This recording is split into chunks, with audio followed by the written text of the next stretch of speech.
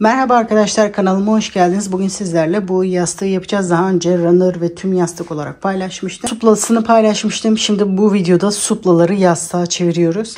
Bu videoyu izlemenizi tavsiye ediyorum. Çünkü sadece bu modelde değil, başka supla modellerinde de aynı bu şekilde birleştirerek yastığa çevirebilirsiniz. Ben de elimde olan daha önce videolarda kullandığım suplayı bu şekilde yastığa çevirdim. Buna dilediğiniz zaman yıkayıp tekrar yerine takabilirsiniz. Arkada öyle bir mesafe bıraktık. Dantel kısmını bu videoda anlatmadım çünkü daha önce supla olarak paylaşmıştım. Yapılışı için supla modeline bakıp sonra birleştirme aşaması için bu videoya bakabilirsiniz. Sizlerden ricam sayfamı zilini açarak, yani bildirimlerini açarak yeni video geldiği zaman size bildirim gelir ve ben video yüklediğim zaman bütün videoyu sonuna kadar izlemek zorunda değilsiniz. İlk gün belki fırsatınız olmayabilir. Sizlerden ricam ilk video yüklendiği gün bir beğen ve yorum atarak etkileşime faydada bulunursanız sevinirim arkadaşlar. Çünkü ilk 24 saat önemli.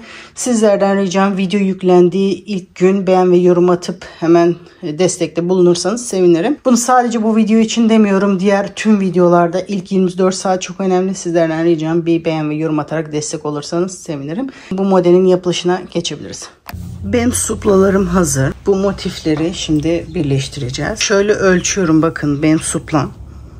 Yani motifim. Diğer videoda supla olduğu için supla diyorum.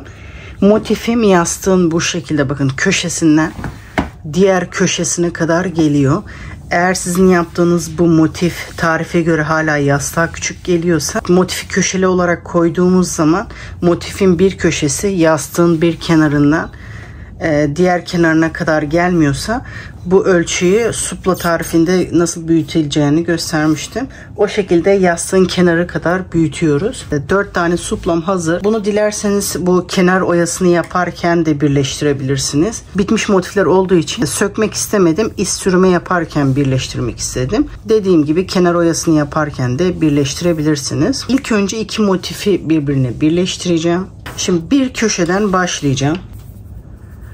İpi alıyorum, bir zincir çekerek başlıyorum. Tam köşeden başlıyorum. Burada 3 zincir vardı. İkinci zincirin içinden beri tığımı geçiriyorum, ipi alıyorum. Bu ilmeğin içinden geçirerek bunu burada sabitliyorum. Sırasıyla iz sürme yapıyorum. Bu kenarda ben yastık geçirmek için boşluk bırakacağım. Zincirin için bir iz sürümü. Bu ipimi de tığımın üstüne doluyorum. İpi oradan alıyorum. İlmeğin içinden geçiriyorum. Normal iz sürme yapıyorum. Bu işlemi ipi burada saklamak için yapıyorum. Trabzanın tepesinden, arka telinden tığımı geçiriyorum. Bu sefer bu ipi tığın altına doğru getiriyorum. Normal iz sürme yapıyorum. Trabzanın arka telinden bu sefer üstünden beri yapıyorum. İpi alıyorum, iz sürme yapıyorum. Sırasıyla bu ipi bir alttan bir üstten yaparak böyle iz sürme yapıyorum. Bu ipi bu şekilde saklamış oluyoruz. Şimdi fazlalık ipi kesiyorum.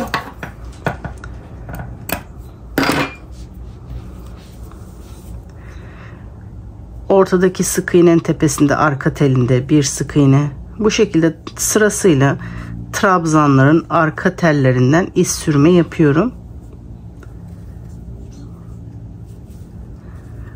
Burada yastık geçirmek için boşluk bırakacağım için 1, 2, 3. yaprağın tepesine kadar normal birleştirmeden iz sürme yapmaya devam ediyorum.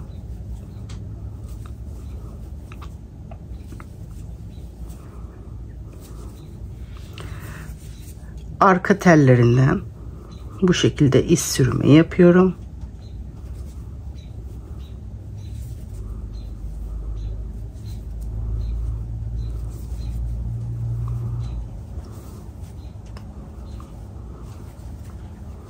Üçüncü yaprağa başladım. Üçüncü yaprağın tepesine kadar iz sürme yapmaya başladım. Şimdi tam ortadaki 8 tane trabzan olduğu için tam ortasını bulamıyoruz. 4 bir tarafta, 4 bir tarafta kalıyor. Burada ya 4. ya 5. trabzanın tepesinde birleştirme yapacağım. Hangisi daha çok ortaya doğru geliyorsa. Ama bu suplaları sıfırdan başlayacaksanız, bu trabzanlarda 9 trabzan yaparsanız 5. trabzan tepesinde bu işlemi yapabilirsiniz. Şimdi ben suplayı yaparken 8 trabzan yaptığım için hangisi daha çok ortaya denk geliyorsa onun tepesinden birleştirme yapacağım. Şu anda 5. trabzanın tepesinden, arka telinden. Şimdi diğer suplayı alıyorum. Onu da aynı şekilde ölçüyorum. Köşeye denk gelecek şekilde. 1. yaprak, 2. yaprak, 3. yaprak. Bunun da aynı şekilde ortada hangi trabzan denk geliyorsa onun tepesinden, benden taraftaki telinden ipi alıyorum. Bu ikisinin içinden geçirerek bu şekilde iz sürme yapıyorum. Burada sadece bir tane birleştirip normal iz sürme yapmaya devam ediyorum. Sıradaki trabzanın arka telinden sırasıyla bu sıradaki yaprağın ortasına kadar tek olarak yapıyorum. Şu anda sadece birleştiriyorum ama bunu da iz sürme yapmaya devam edeceğiz daha sonra. Şimdi sadece birleştiriyoruz. Sırasıyla sıradaki yaprağın ortasına kadar geliyorum. Şu anda ortada bu trabzan görünüyor. Bunun tepesine batıyorum. Arkadaki sıradaki yaprağın da orta trabzanın tepesinden ipimi ikisinin içinden biri geçirerek birleştiriyorum. Bakın bu şekilde. Sonra iz sürme yapmaya devam ediyorum.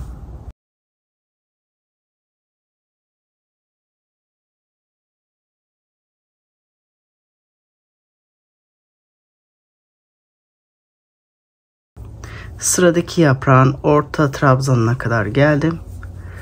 Arka yaprağın da orta trabzanından bu şekilde birleştiriyorum. Köşeye kadar yapıyorum.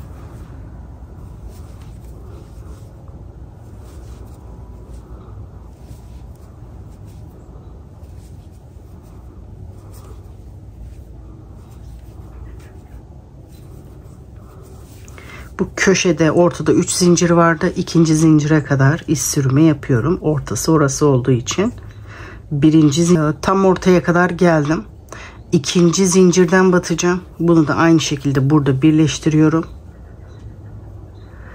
Bunun 2. zincirinden, diğer motifinde 2. zincirinden beri birleştirmeye başlıyorum. Bunu da diğer kenarıyla birleştirmeye devam edeceğim. Şu anda üst üste koyduğum zaman bu şekilde. Burada yastık mesafesi bırakarak başladık. Köşeye kadar birleştirdim. Şimdi bu kenarı komple birleştireceğim. Sırasıyla şimdi sıradaki yaprağa kadar geliyorum. Zincirin arka telinden, trabzanların arka telinden sıradaki yaprağa kadar geliyorum.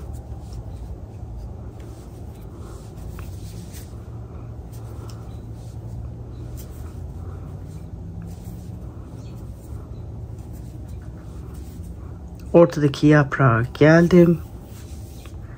Arka motifinde sıradaki yaprağın ortasından beri, benden taraftaki telinden beri ipi alıyorum. İkisini birlikte iz sürme yaparak ikisini birleştiriyorum. Bunu bu şekilde sıra sonuna kadar bütün yaprakları birleştiriyoruz. Tek olarak iz sürme yapmaya devam ediyorum.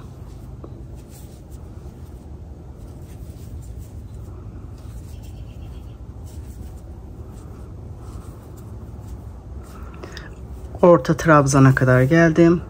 Arkadaki yaprağında, kenar oyasının da orta trabzanından beri birleştiriyorum. Birleştirme aşamasından sonra tek olarak devam ediyorum.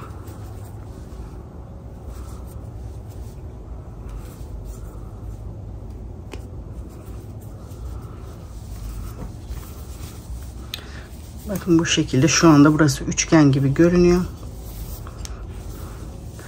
Katladığım zaman, üçgen şeklinde bu şekilde katladığım zaman bakın bu şekilde oluyor. Biz şimdi burayı birleştiriyoruz. Bakın yastığın böyle köşeden köşeye yarısı tamamlanmış oluyor. Sonra diğer yarısını yapacağız. Bunu köşeye kadar aynı diğer tarafta yaptığımız gibi hepsini birleştirerek köşeye kadar yapalım. Sırasıyla hepsini birleştirdim. Köşeye kadar geldim. Biz şimdi bu kenarı yaptık. Burası ön tarafı. Bakın arka tarafı. Çünkü burası yastık bırakmak için boşluk bırakmıştık. Burası şu anda ön tarafı. Bir motif daha birleştireceğim. Bakın köşeyi o yüzden birleştirmedim. Size göstermek istiyorum. Bir motif daha birleştirmeye başlayacağım. Bu sefer üçünü birlikte birleştiriyorum. İkinci zincirin içinden, karşı motifinde ikinci zincirin içinden, bu motifinde ikinci zincirinden, bakın üçünü birlikte yapıyorum. Bu motif ve yeni başlayacağım motif. İpi oradan alıyorum. Üçünü birlikte iz sürme yapıyorum. Artık bu motifle bu motifin birleştirme işlemi bitti. Şimdi yeni motifle sıra yönüm bu şekilde bu tarafa doğru olduğu için bununla bunu birleştirmeye devam ediyorum. Bunu da böyle köşeye kadar hepsini birleştiriyoruz.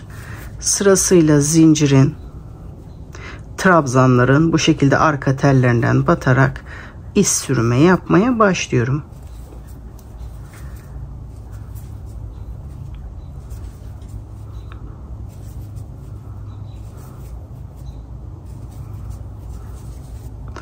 Ortadaki trabzanın, bunun da sıradaki kenar oyasının ortasından beri arka trabzanından ipimi alıyorum. Bu şekilde iz sürme yapıyorum. Birleştirmeye devam ediyorum.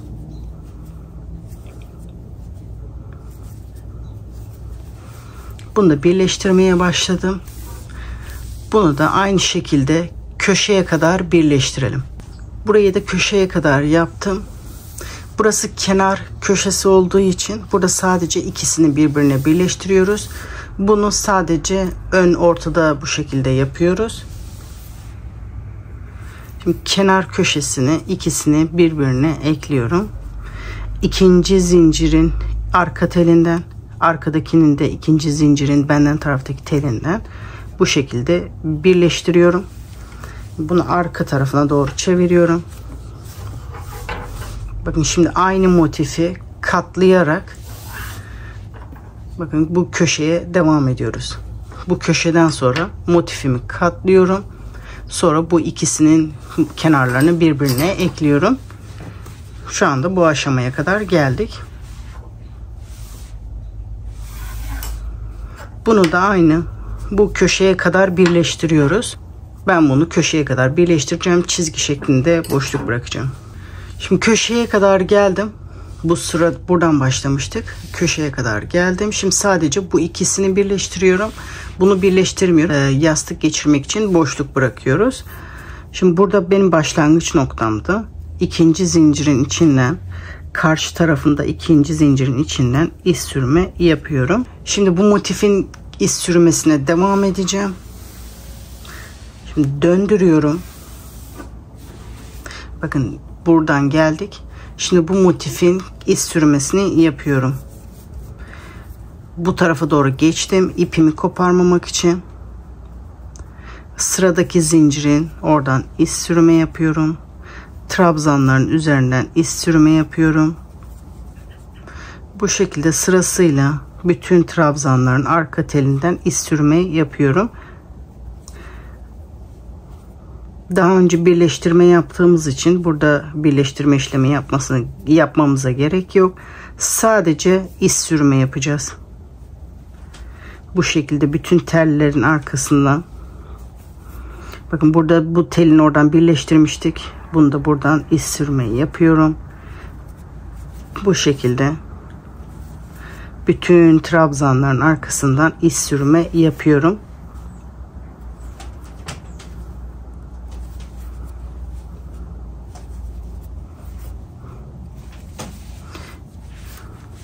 Bu şekilde köşeye kadar birleştirelim. Köşeye kadar iz sürme yaptım. Şimdi diğer tarafa çeviriyorum. Devam ediyorum bu şekilde iz sürme yapmaya. Bakın köşede birleştirmiştim. Köşenin oradan da iz sürme yapıyorum. Sıradaki zincirin arka telinden de iz sürme. trabzanların arka telinden de iz sürme yaparak devam ediyorum.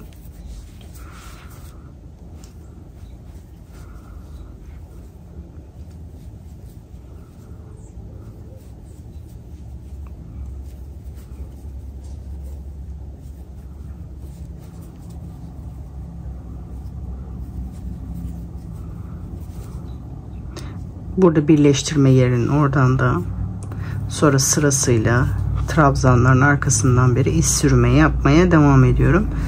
Burayı da aynı diğer kenarda yaptığımız gibi köşeye kadar yapıyoruz.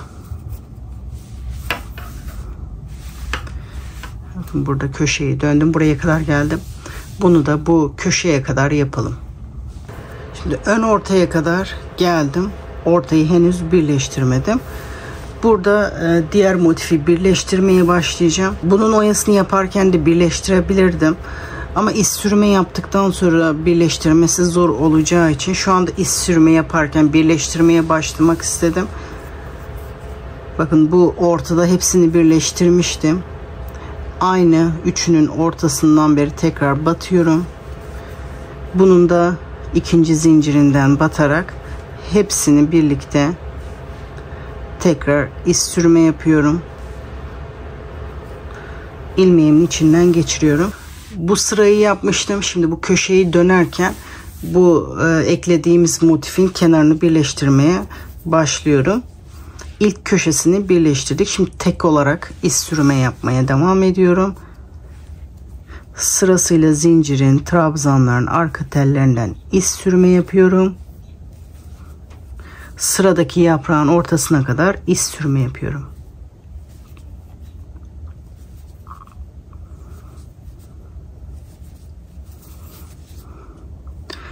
Orta trabzanın arka telinden, bunu da sıradaki yaprağın trabzanın arka telinden beri bu şekilde iz sürme yapıyorum.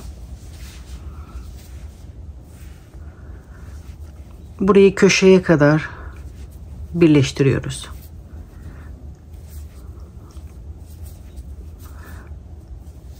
İz sürme yapmaya devam ediyorum. Sıradaki yaprağın ortasına kadar trabzanın arka telinden, bu diğer motifin de yaprağın ortadaki trabzanın arka telinden beri birleştiriyorum.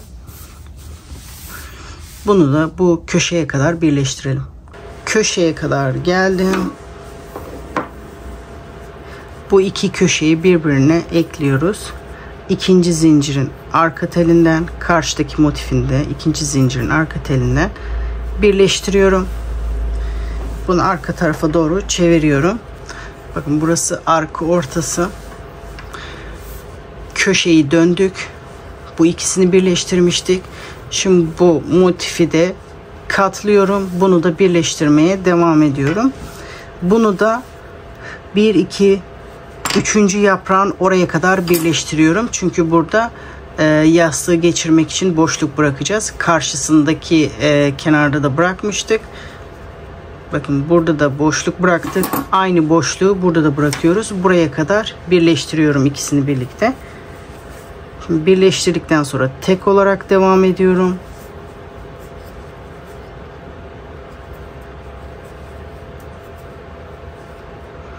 Sırasıyla trabzanların arkasından sıradaki yaprağın orta trabzanına kadar iz sürme yapıyorum.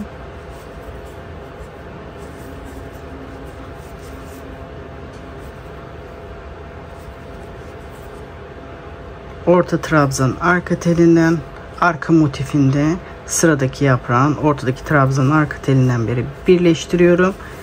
Sırasıyla tek olarak devam ediyorum.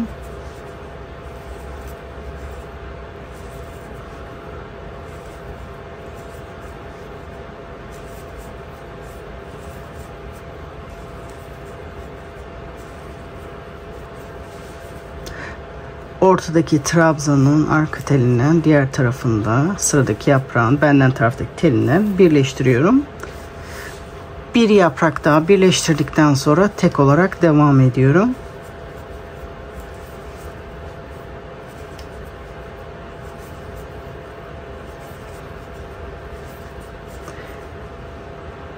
Sonuncu yaprağın tepesinde de ikisini birleştiriyorum. tek olarak bu kenara kadar, köşeye kadar yapıyorum. Artık bunu birleştirmiyorum. Tek olarak köşeye kadar devam ediyorum. Köşeye kadar yapalım. Köşeye kadar geldim. Burada birleştirme aşamasının oradan da son iz sürümemi yapıyorum. Bir zincir çekerek ipimi burada kesiyorum. Sonra bu ipi arkada saklıyoruz. Şimdi bu kenara iz sürme yapmaya başlıyorum. Bakın az önce birleştirdiğimiz motif. Buna henüz bir kenar işlemi yapmadık. Burası açık kalacak. Burası yastık geçirmek için bırakacağımız boşluk. Burayı da birleştireceğiz. Ama benim yönüm şu anda bu tarafı olduğu için bu yöne doğru gideceğim. Bir zincir çekerek başlıyorum. Bu sefer burada trabzanın yanındaki zincirden başlamak istiyorum. Bu ikinci zincirden de bunları birbirine birleştiririz. Sırasıyla trabzanın arka telinden bu ipimde tığın üstüne sarıyorum saklamak için. İkinci trabzanın arka telinden bu sefer tığın altına getiriyorum ipi. Sırasıyla trabzanların arka tellerinden iz sürümü yapıyorum. Bu ipi bir üstten bir alttan yaparak bu şekilde arkada saklıyoruz ipimizi. Bu şekilde iz sürmeye yapmaya başladım. Bakın burada birleştirme yapmamıştık. Normal bunu iz sürme yapmaya devam ediyorum. Sırasıyla trabzanların arka tellerinden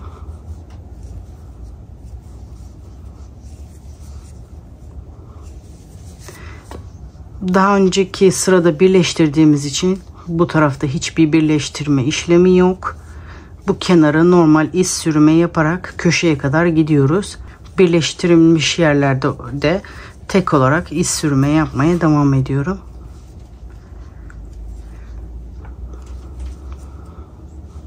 Daha önce gösterdiğim için şu anda hızlı gitmeye çalışıyorum videoyu uzatmamak için.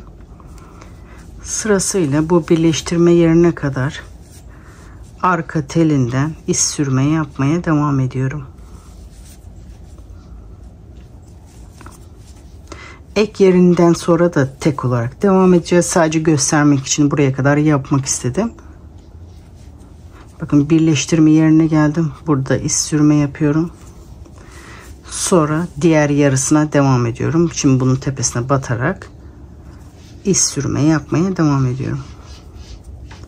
Aynı diğer sıralarda yaptığımız gibi bunu köşeye kadar iz sürme yapmaya devam ediyorum. Köşeye kadar birleştirdim. Şimdi sıramı dönüyorum. Burayı daha önceden birleştirmiştik. Normal sadece tek tarafını iz sürme yapmaya devam ediyorum.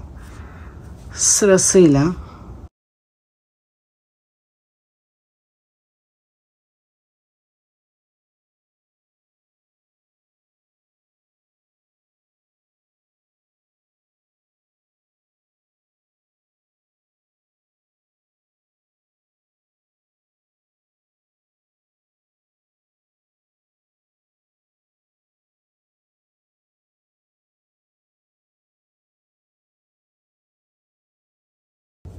burada birleştirmiştim.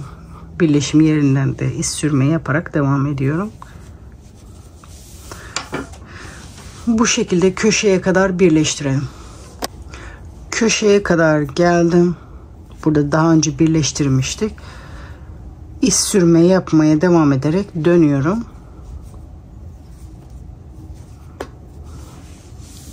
Şimdi sadece bu motifin kenarı birleştirmemiştik.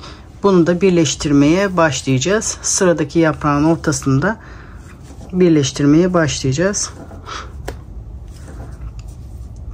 Sırasıyla iz sürme yapmaya devam ediyorum. Ortadaki trabzanın arka telinden bu motifin de sıradaki yaprağın arka telinden birleştirmeye başlıyorum.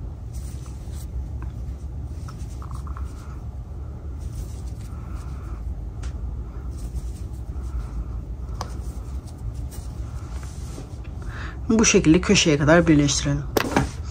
Burası ön ortası. Buradan başlamıştık. Köşeye kadar geldim. Şimdi yastığımı çeviriyorum. Bu köşeyi de birleştiriyorum. Bakın sadece bu kenar kaldı birleştirmediğim. Bunu da bu köşeye kadar birleştireceğim. İkinci zincirin içinden, bunun da ikinci zincirin içinden birleştiriyorum.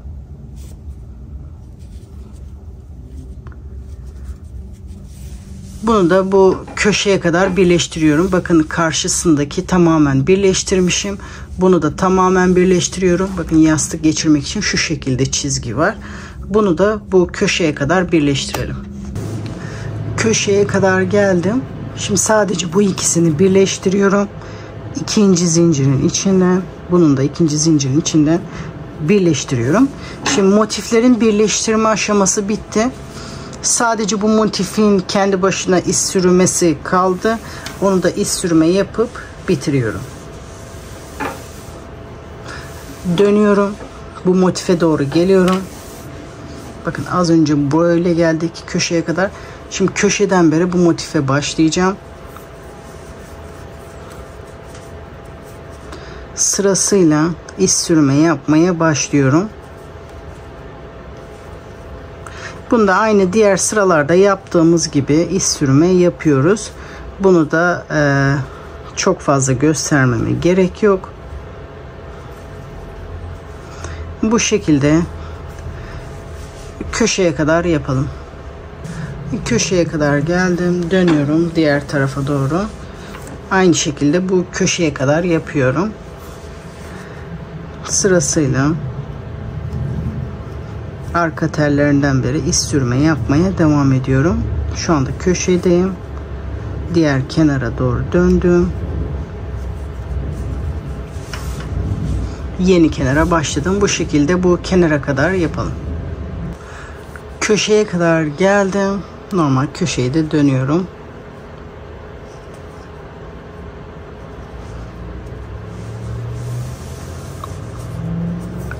Normal tekrar sıraya devam ediyorum.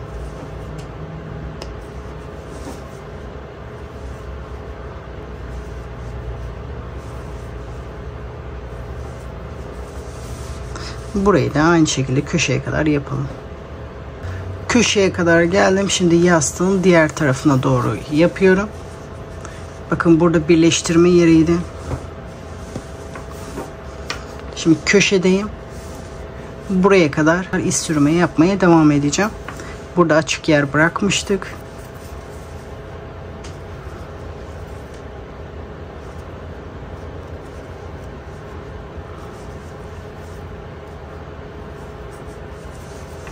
Bunu da bu başlangıç noktasına kadar yapıyoruz. Ondan sonra bitiriyoruz. Köşeye kadar geldim. İlk bu sıranın başlangıcında da bir iz sürme yapıyorum. Bir zincir çekerek ipimi burada kesiyorum. Sonra bu ipi arkada saklıyoruz. Şimdi tarif işlemi bitti. Bu motifleri daha önce supla olarak kullanmıştım. O zaman ütülediğim için şu anda ütülemeyeceğim. Siz bunu yeni baştan başladıysanız ütü gerekiyorsa, ipleriniz koton ipse hafif tersten ütüleyebilirsiniz. Ben şimdi ütülemeden direkt yastığın üzerine takacağım. Bakın burada yastık geçirmek için boşluk bırakmıştım. Yastığımı geçiriyorum.